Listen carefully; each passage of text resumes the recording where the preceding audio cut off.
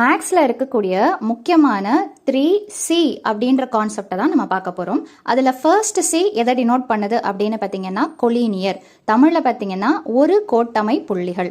அதாவது 3 பாயிண்ட்ஸோ அல்லது 3க்கு மேலே இருக்கக்கூடிய பாயிண்ட்ஸ் ஒரே ஸ்ட்ரெயிட் லைனில் இருந்ததுன்னா அதை நம்ம கொலீனியர் பாயிண்ட்ஸ் அப்படின்னு சொல்லிட்டு சொல்லுவோம். தமிழில் பார்த்தீங்கன்னா ஒரே நேர்கோட்டமை புள்ளிகள். ஒருவேளை 3 பாயிண்ட்டும் வேற வேற மாதிரி இருந்ததுன்னா, அதாவது வேற வேற லைன்ஸில் இருந்ததுன்னா அதை நான் கொலீனியர் அப்படின்னு சொல்லிட்டு சொல்லுவோம். தமிழில் ஒரே நேர்கோட்டில் அமையாதது அப்படின்னு சொல்லிட்டு சொல்லலாம். அடுத்த C எதை ரெப்ரசன்ட் பண்ணது அப்படின்னு பார்த்தீங்கன்னா கோப்ளானார். தமிழில் ஒரே தளத்தில் அமையும். அதாவது ஒரு ஃபிளாட் சர்ஃபேஸை தான் நம்ம என்னன்னு சொல்லுவோம்னு பார்த்தீங்கன்னா பிளேன். ஃபார் எக்ஸாம்பிள் இங்கே ஸ்கொயர்ன்றது என்னன்னு பார்த்தீங்கன்னா ஒரு ஃபிளாட் சர்ஃபேஸாக எடுத்துக்கோங்க.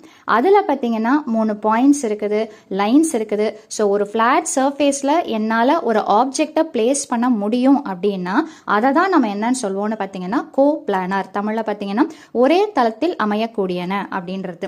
லாஸ்ட்டாக இருக்கக்கூடிய C என்னன்னு பார்த்தீங்கன்னா கன்கரண்ட், அதாவது ஒருங்கிணைவு அப்படின்னு சொல்லிட்டு சொல்லுவோம். இப்போ ஒரு பாயிண்ட் வழியா நம்மளால நிறைய லைன்ஸ் வரைய முடிஞ்சதுன்னா அந்த லைன்ஸ் நம்ம என்னன்னு சொல்லுவோம்னு பார்த்தீங்கன்னா கன்கரண்ட் லைன்ஸ் அப்படின்னு சொல்லுவோம். அதாவது ஒருங்கிணைவு கோடுகள். அந்த புள்ளி இருக்குது பார்த்தீங்களா, ஒரு பாயிண்ட் வழியா நிறைய லைன்ஸ் போகுது இல்லைங்களா, அந்த பாயிண்ட்டை நம்ம என்னன்னு சொல்லுவோம்னு பார்த்தீங்கன்னா கன்கரண்ட் பாயிண்ட் அல்லது பாயிண்ட் ஆஃப் கன்கரன்சி.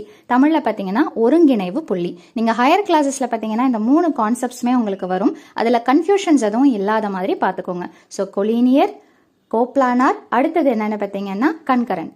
மீண்டும் அடுத்த பதிவில் வேறொரு டாபிக்கோட சந்திக்கிறேன். வீடியோ பயனுள்ளதாக இருந்ததுன்னா மறக்காமல் லைக் பண்ணுங்கள், ஷேர் பண்ணுங்கள், சப்ஸ்கிரைப் பண்ணுங்கள். தேங்க்யூ.